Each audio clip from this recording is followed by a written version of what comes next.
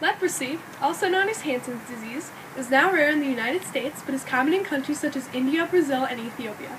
Here today to give us more information on the topic is leper Maggie Garvey, one of the rare few currently in America. Coughing disease. Here is Maggie now.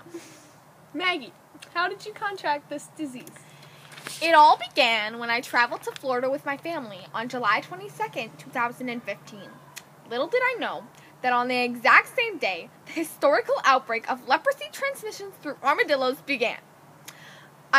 We went to a petting zoo on that day, and I repeatedly pet armadillos. And then we left the state. When did you start noticing the signs that you had this disease, and what were they?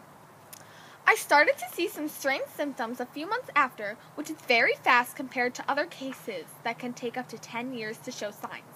Anyway, I started having nosebleeds, growths began forming, my eyes began to have problems, and my skin became discolored.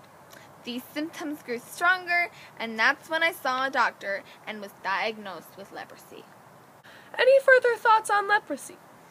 Leprosy is not fun to have, so be careful when you're near armadillos. Good point. Back to Mary Grace with more on leprosy.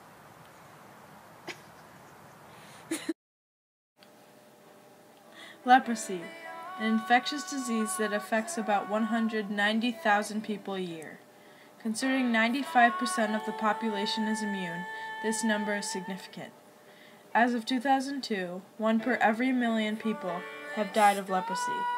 It is theorized that this virus can be spread through physical contact with the infected, physical contact with animals or insects, or general respiratory transmission. Leprosy has been around for a while, in fact as early as 4000 BCE, and was only officially discovered in 1873. A recent outbreak this July in Florida was caused by contact with armadillos, and is unexpected outbreaks like these that can permanently affect or even kill. Luckily, the United States have the resources to fight off this disease with antibiotics such as dapsone, rifampicin, and clofazimine. Many countries, however, do not have these resources and can't care for those diagnosed with leprosy. For just a penny a day, you can help people diagnosed with leprosy around the globe escape this terrible disease. Donate today.